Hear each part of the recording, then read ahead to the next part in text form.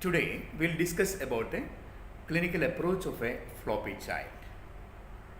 Before we discuss the clinical approach, usual reasons for a floppiness. We all know the normal tone, how the tone is maintained. In situation where the tone is on the lower side. This can occur due to three level problems. One thing is something wrong with the brain. Next, there is a spinal cord problem, and the last is the motor unit problems. Among these, the reasons due to spinal cord problem is the reasons for floppiness is bit rare. You may encounter it in the case of a newborn baby following a difficult delivery with a transaction at the cervical breech extraction and all. That's a rarity. So you can classify into two situations: a motor unit disorder or a human problem. Motor unit problem, floppy weak situation, and a central hypotonia, floppy strong situation. So the conditions of the brain associated with many of the malformation groups or an injury or whatever the problem is in the brain produces the floppy strong situation. The other group, motor unit disorder of the anti-horn cell, radical peripheral nerve, binaural junction and muscle, the motor unit produces more of a weakness and floppy weak situation.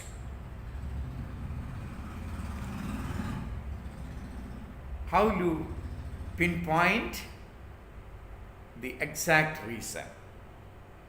So gradually you narrow down to you break up into floppy strong or floppy weak.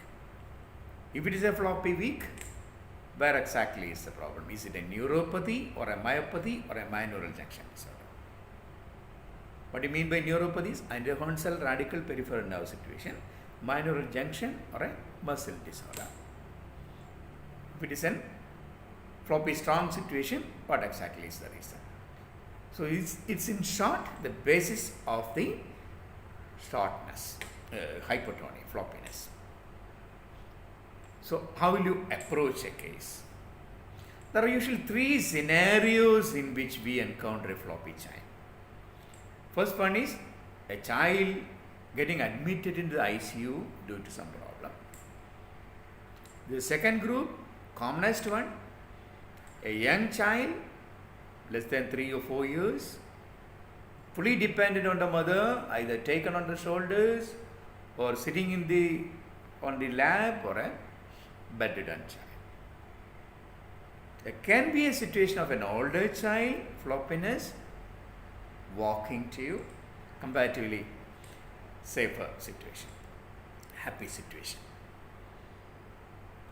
Then, what are the usual conditions coming into the ICU? Commonest reason is distress situation. There can be an unconsciousness or a status epilepticus situation.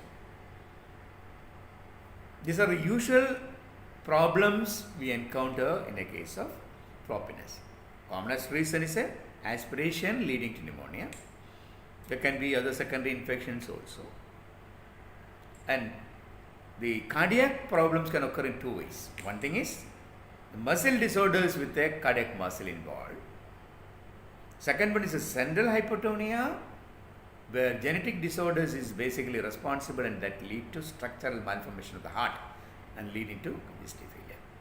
So in both these situations of distress, what we need to consider is, unlike another condition with a distress, where you detect the patient with a clinical sign of the compensatory phenomena, you go by the respiratory rate, indrawing, then the drowsiness or irritability, like that.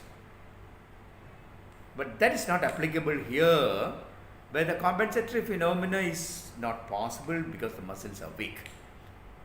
So there can be a situation where none of the features which we look for distress, like tachypnea, indrawing, or a noisy breathing in the form of a grunt or a stridor, this may not be there because they all represent the compensatory phenomena. They will be missing. So there can be a child with a severe hypoxia or a hypercarbia drowsiness situation without any of the manifestations. You should be aware of that. The respiratory condition or a severe congestive failure can exist without any of the clinical signs. That is one.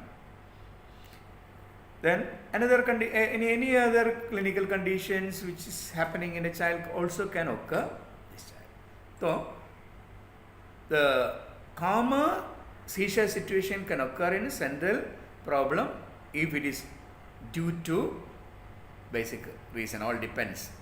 Few of them are having genetic basis producing hypotonia and seizures. Okay.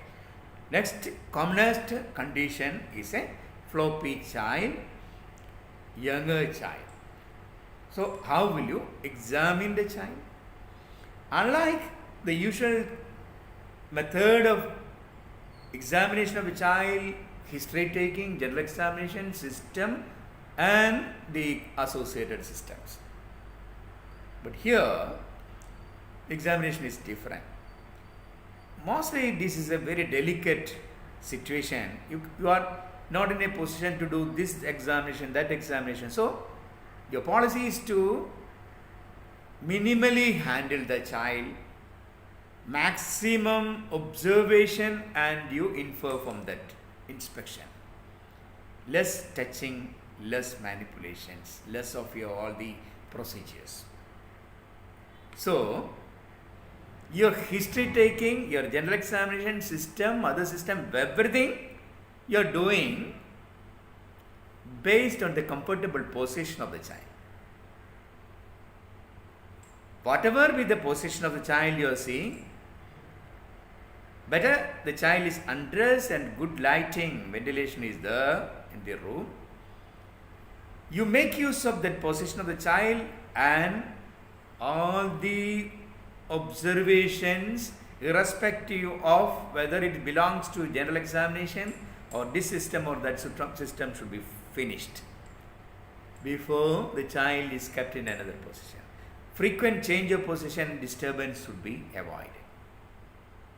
So you are taking the history, at the same time you are looking at the child, getting more of the information.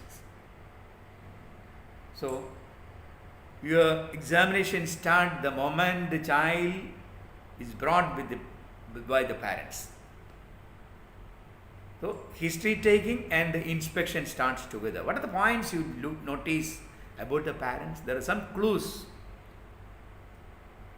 The facies of the mother and father also. Maybe the family photo also may be helpful in some of the cases. Not only the appearance of the mother and the father, there can be clue from the family photos. So what are the facial appearances which may helpful? Some of the syndromic situation there can be familial. The other thing is myopathies, muscle disorders. You can get a clue, my neural junction disorder and a muscle disorder. That can be a clue from the facial appearance of the mother. You can shake hand with the mother, see how it getting relaxed. Myotonia. So there can be a clue from the parent only because the child expresses the myotonia after 5 years or so, not in the younger child. So the representation of the weakness and the floppiness will be there in the newborn period without myotonia. Actually, the clue may come only from the examination from the parent. So you have a look at the parents, you ask questions and hear, and maybe from the speech also there can be a clue.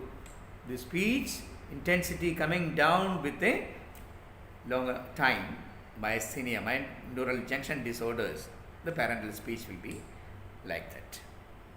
Okay. So what are the points in the history which are very helpful?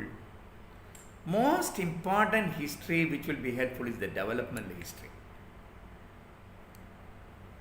developmental history and developmental assessment is the most important thing, because most of the cases the child is brought with a developmental delay. You have to find out which are modes or the fields of the development is delayed. The motor unit disorder, the gross motor and the fine motor only will be affected. Social and language will be spared. In a central hypotonia, floppy strong situation, social and language also will be delayed, it will be a global delay.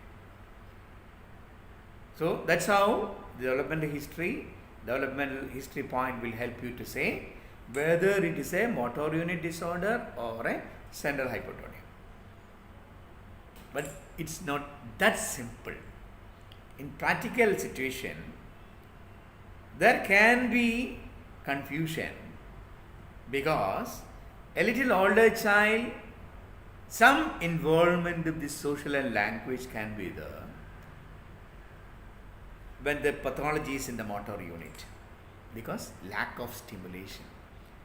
Child is not getting good care, effective time from the parents, caregivers are not there. That can affect the language, social also. So you may consider the possibility of a central nature, but actually it's only peripheral hypotonia. So be careful, you give allowance to that lack of stimulation before you decide. Another thing is, there are some conditions where there is a combination of peripheral and central. There are some of the muscle disorders which can have a brain involvement. It's a rarity. More common scenario is a condition which starts in utero, even when it is a peripheral one. Remember, type 0 of SMA starting from in the fetus stage, or some of the myopathies with the developmental problems of muscle fibers. There can be a delivery problem, baby can be asphyxiated. So, there's two possibilities. You may miss the entity of a peripheral disorder as such, and everything is branded as an HIE and a hypotonic CP or whatever. But actually it was a peripheral disorder which led to the difficult delivery and hypoxia, ischemic encephalopathy. So what way this is, we will be using it? If it is a gross motor, fine motor only and the social language is spared, there is no confusion, it's a motor unit disorder. If there is involvement of social and language also, but it's not to that extent, significant motor unit floppy situation peripheral, maybe lack of stimulation. So you consider that. If it is a combination of motor unit with a minor brain, that's also possible. If there is a significant social language problem, consider the possibility of a central hypotonia or a insult to the brain during delivery. So very helpful thing is only gross motor and fine motor affected, others spared. So it's the simplest. The other thing is a bit complicated because you have to decide which way to move further. Is there a central component? Is it a central only? That point is. So the analysis of the history is so important, the development history analysis, to decide which way we move. Next point is the time of onset of the illness. We know few of the entities which have an onset so early, SMA type 0 starting in utero, few of the myopathies starting in utero, and many of the central disorders by genetic malformations like your Down syndrome, Zellweger syndrome, your Cohen syndrome, your dysautonomia, many of them will have an onset very early. Few of the disorders will have an onset after months or years. You need to have a clear-cut picture up to what age the baby was alright and when was the starting. Just like any other neurological problem, the onset, evolution, course of the illness is so important in this case also. How you will be utilizing it? If there is a normalcy of the development starting from the newborn period to few months, that is the most useful thing, because you can almost rule out the central causes. Most of the central causes will have an onset very early itself. It may be varying in severity, but it cannot be totally normal. You will have other clues also in the form of a dysmorphism or things like that, but the delay will be starting from early period itself. If it is the other way, there was a perfectly normal development in the early months and later starting after months or years, most of the situations it's a peripheral disorder. Like, there are many examples of an SMA type 2 or 3, Kujelberg-Villander or other variant. Few of the muscular dystrophies where the onset is after years. Few of the peripheral nerve degenerative HMSN situation after varying normalcy start. So all these group are in the peripheral motor unit disorders. So this point also to be elicited from the history taking. Of course, the other associated neurological problems like seizures, episodic phenomena of altered sensorium, whatever is important, because all those things are more common with the central hypotonia. A few of these conditions which may be relevant in the case of peripheral are, you need to ask about the diurnal variation, because that is already there in the binaural junction disorder. And hyperpyrexia episodic, again that points to a muscle disorder. I said few of the peripheral disorders, just because it started from the newborn period, don't think that all the peripheral disorders will start late. No. Peripheral disorders can start in utero at time of delivery after a gap. There are examples for each of them. SMA type 0 myopathies will have very early onset in the peripheral group. The botulism, which is not that common in India, but Western countries it's more common.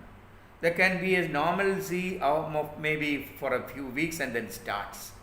Then after maybe few months it will come down. And the treatable, eminently treatable entity. And the history of constipation is so important. And now telling about the history in the other systems, out of which constipation is so important in two situations. One thing is the hypothyroidism, eminently treatable condition. Then constipation is so important in a very severe floppy child, botulism. And one more situation, in a muscle disorder, myotonia, there can be constipation because it's involving range of muscles, skeletal, smooth muscle, cardiac, everything can be involved in standards. There can be a constipation. So, but that's not a common situation. In our situation, commonest one is the hypothyroidism, eminently treatable condition. So, when did it start, how it proceeded, and the associated history are all important. Diurnal variation, I said, it's important. So, what about the other parts of the history? The immunization? Yes, just like any other child, only thing is that they are not born for pneumonia that can lead to death. So, your aim is to give the benefit of all the available scientific advances to him. Prevention of infection is more important. You give all the immunization which prevent the infections, age appropriate. Pneumococcal vaccine is needed, maybe H influenza viral vaccines are also needed, or the other appropriate vaccination to be stressed. Then about the nutritional history, Many of the situations they'll be having some undernutrition, either in the PEM situation or a micronutrient deficiency situation, especially something which we miss are vitamin D and vitamin C. Scurvy is so important an entity in a CP child, a floppy child, disabled child. All other micronutrients are likely to be deficient. Then one very important thing, rarely you may get an obesity situation also in some situations. So you need to consider that. Apart from the contents, the caloric and the protein, the deficiency in the micronutrient, the second aspect of the nutrition is so important. How the child is being fed. The child may be fed with the gasotomy, may be fed with the Rein's tube, maybe with the Gogurnum. Very rarely only they'll be, if the difficulty is too much, the normal usual sucking, swallowing may be difficult. So you need to ask about the type of feeding. That's part of your assessment also. So feeding, all the supplements should be provided. Whether he is getting, you need to ask. And maybe they are constipated because the intake of the fibers, fruits and vegetables may be less because there may be difficulty in chewing, sucking, swallowing everything. Mostly it's a liquid or a semi-solid. So constipation can be due to dietary also. And what is the next important history part? Family history. You need to go in depth about the family history, consanguinity of any sort. 3 generation construct a pedigree chart. It's relevant in central hypotonia, it's relevant in many of the peripheral hypotonia like SMA or different muscle disorders. So important. The one very important point which you need to consider when you take the family history and constructing the pedigree chart is consider the range of manifestation of the entities. Don't be happy with asking, is there any similar condition in your family? It's not enough, because few of the entities can have a manifestation outside the neurological. There can be other manifestation totally different which you may ignore. Example is the Steinert myotonia. That is one well-known entity which can involve the other systems. So you need to consider that presentation in another family member which may be a clue towards this problem. So I said group photo may be helpful. The details of the other family members' disease also may be helpful. So you keep that point in the when you take the family history. So far you are considering the question how to answer what this child is suffering from. What is this problem? The entire history is aimed to answer the questions of the parents, maybe the questions of the examiner. Sequentially they will be asking what this child is suffering from, whether he will be alright someday, what are the treatment options, what is the chance of this getting affected to my second child. So you are going to answer all these questions. So to answer all these questions, what is the child's problem? That is the one first important. So we are trying to answer that question by these history points. And another part, what is the situation now? What is the stage of the conditions now? The condition as such progressed to a particular severity. There is an associated complications. So that assessment is important to decide what can I do for this child. The child may be coming into ICU with an aspiration pneumonia, that is the priority. Is having a nutrition anemia, having micronutrient deficiency, that's eminently treatable entity. So you try to get the complete details of the other aspects, treatable entities, complications, stage of disease and complication. That also, so those questions also to be included when you take the history. It's not just enough to find the answer to what is the problem. The next part of the questions are also to be answered, and you need to ask selected to take history points to answer those questions. So by the time you take the history, you are using your inspection. May not be touching the child, but observing the mother and the child in whatever position he is on. Suppose the child is on the shoulders, undressed, good lighting. What all things will you examine? They had to put examination in that position.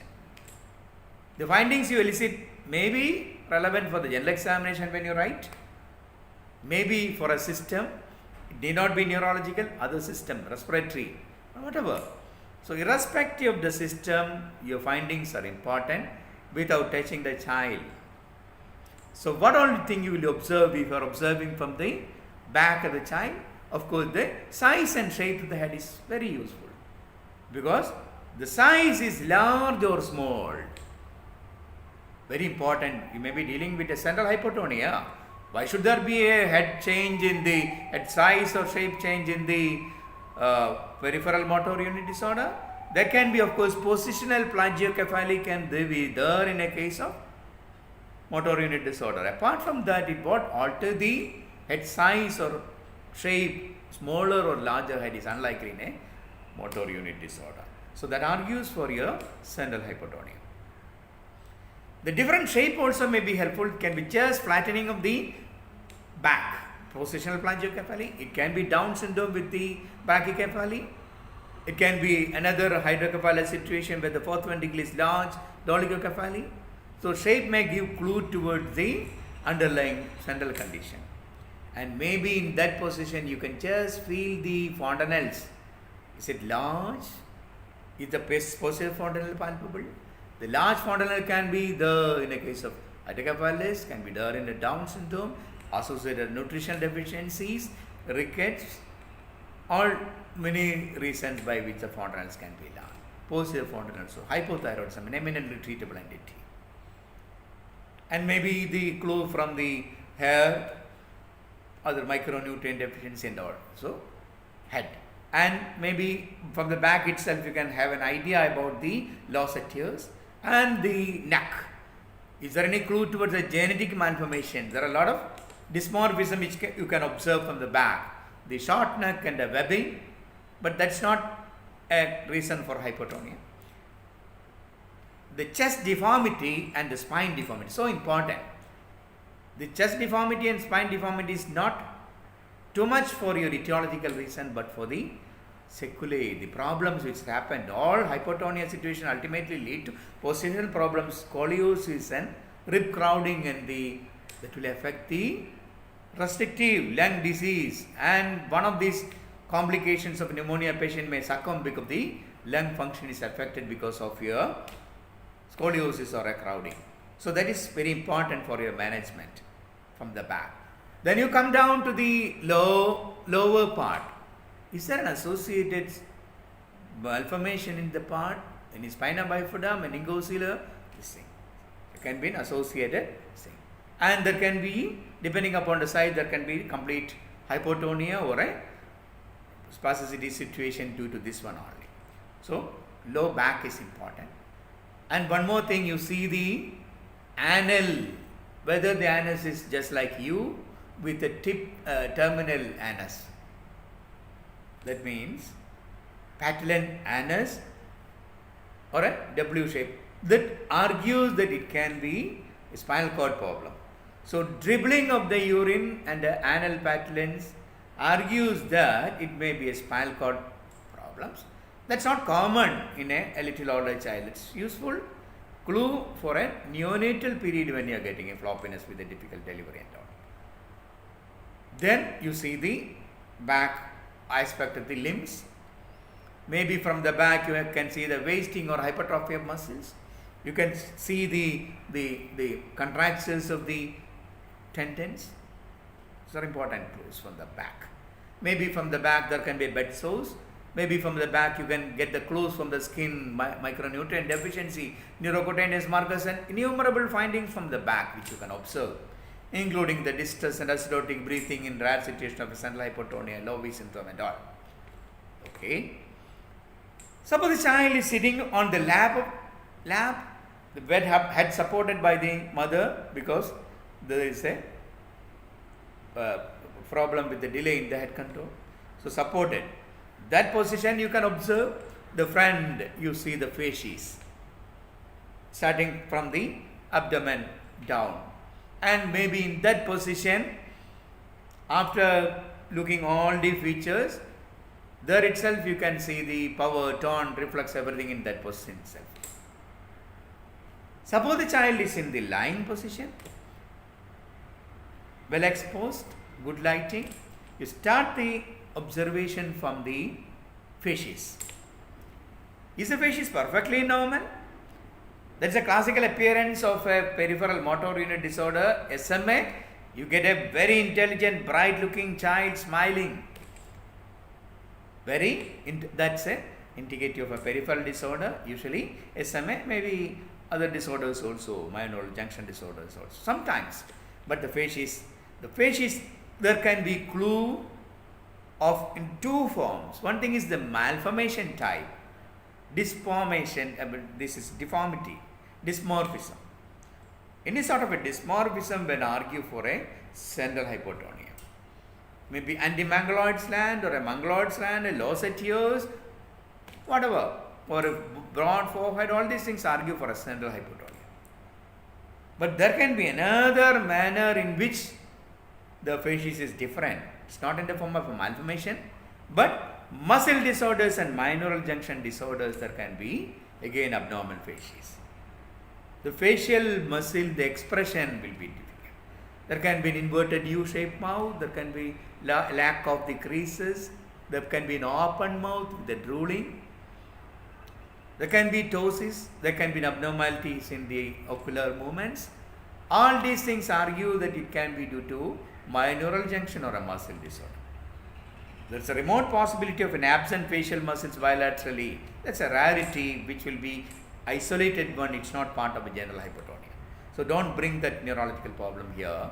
If there is an abnormalities in the facies in the form of a weakness, if there is an abnormalities in the movement of the ocular, external ocular muscles, it's a myoneural junction disorder or a muscle disorder, simple.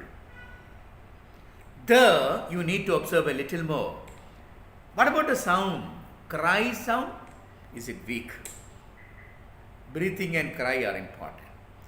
If the cry waning off with time, myoneural junction disorder. What about his feeding, like sucking, swallowing, coordination? That is important. And the next thing is to observe the tongue. The tongue is important in two ways. It's a large tongue, obvious tongue, are used for a Pompey's disorder, muscle disorder. Maybe a tongue may look apparently large in the case of Down syndrome, scrotal tongue. And the last thing is observe the tongue for the fasciculation, but not at this stage. You keep that observation to the end because you need to open the mouth and see. So you're just inspecting the tongue large size only now. You're not touching the baby. So all these things you observe in the facies. Then you now come to the chest and the limbs. You observe the chest about the breathing. Is the breathing adequate in the depth? If the style of breathing is different, the depth of the breathing may be affected with the weakness progressing. It can be affected due to central part. There can be common situation of a weakness of either chest or diaphragm. Classical one is the SMA, where the diaphragm is paired, you get the diaphragm going down, abdomen moving out, but the chest is going in. Classical part of your SMA. The other disorders also there can be an involvement. It's not this disproportionate involvement. Next thing is to observe the limbs for the attitude of the limbs and the spontaneous movements. It's very important. The distribution of the movement. Usually the floppy situation is a weakness is more in case of a peripheral motor unit disorder. Central hypotonia, comparatively the flexed attitude will be maintained. The weak floppy situation is more likely to have a total the floppy leg posture. And the spontaneous movement, very important. The distribution of the movements gives a clue towards. So here, step by step you are approaching, is it a central, is it a peripheral? Now you are trying to analyze from the peripheral which is the thing. So that comes from the observation of the spontaneous movement and the attitude. So this is to differentiate between different possibilities among the motor unit disorder. SMA, this is a paradoxical movement. Here in the limbs, proximal muscle weakness and the distal moving, that argues for a myopathy. Distal weakness with the proximal somewhat spayed argues for a neuropathy. But there are exceptions also that you need to consider. SMA is a neuropathy where the weakness is proximal. That's an exception in the neuropathy. You will see the fingers moving, but the proximal weakness in the case of all the myopathies and SMA. The other way, the distal weakness will be there, but proximal maintained in case of all neuropathy except one muscle disorder, Steiner's myotonic dystrophy. So you observe the spontaneous movement of the limbs and the attitude. That will give a clue towards what exactly. So in the anterior cell, you get the intercostal weakness. So the spectrum of the weakness and the power will give a clue towards different groups. Anterior cell, neuropathy, binaural junction, you get clue from the history of day and night variation and predominant involvement of the eyes and face.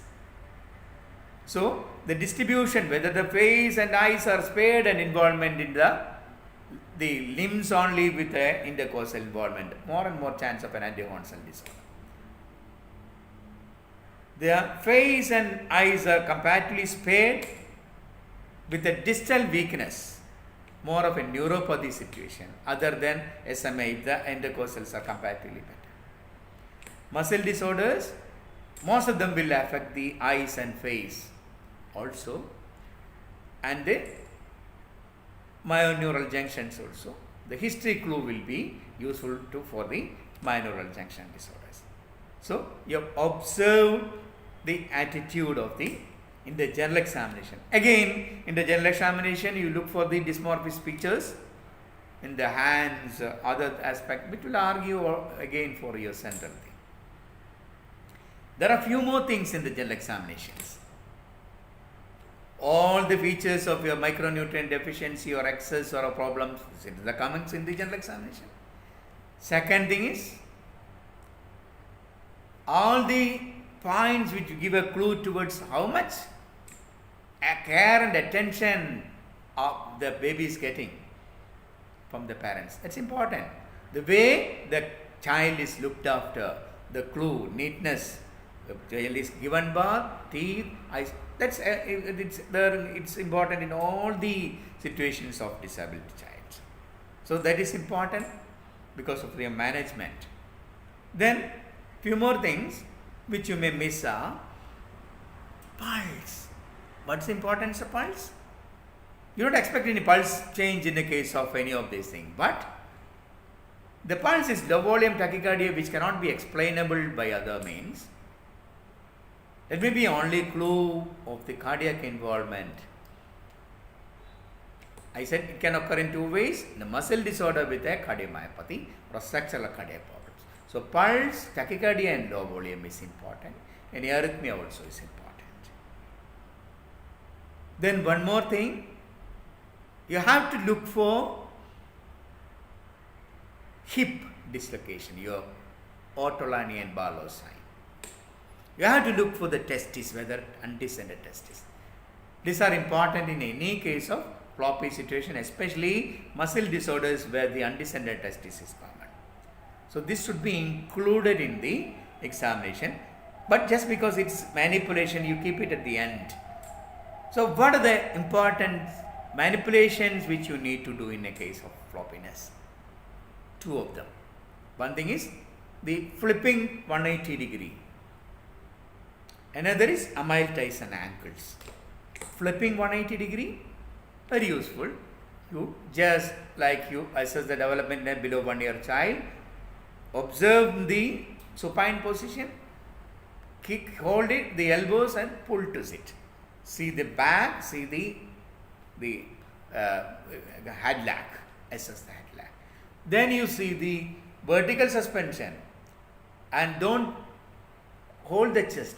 It's just lifting up with the shoulder. If it is slipping down through the hands, floppiness, floppy weak situation usually. So, slipping through the hands. Apart from this thing, one more thing, you lift up and see the way the limbs are hanging down. Is there a medial word movement? It need not be complete scissoring. There is an adduction and internal rotation or a minimal flexion. That's a clue, early clue that it's a central hypotonia. It is so important when few of the entities initially present with a hypotonia, later to spasticity. Classical example is here neonatal jaundice. So I forgot to mention about in the history, details about the antenatal history, about the first trimester problem argue for a central hypotonia, second trimester problems about the Adamnews and the movement, and about the delivery details, and the neonatal period history is so important because few of them is an evolving CP initially may present with hypotonia, and this is one of the classical clinical signs. In the vertical suspension, you call it as a corner, the DeLange sign and Forrester sign. Some adduction and medial rotation and some flexion of the hip. So this is in the vertical side. Then you just keep the baby on the table. If it is a floppy, weak situation, it will be the whole soul will come on the table. But in a case of floppy, strong situations, element of the plantar flexion, the thumb will be touching, the heel will be a little elevated. So early evidence of a heel cord, this thing, tone. So that all these argue that it's a central hypotonia. Then you do the Emile Tyson angles. It's important. In any other child of spasticity also you need to do. That is one very important thing which you need to elicit. So any position you have to see the other systems. And reflex also I forgot to mention about the reflex. All the reflex are to be elicited. How you make use of the reflex? Reflex will be normal to exaggerated in a central hypotonia. Reflex will be totally absent. Out of proportion absence argue for a neuropathy. It's proportionate to power in a myopathy. That's how you make use of the these reflexes. One very important situation, the reflex difference between upper and lower limbs.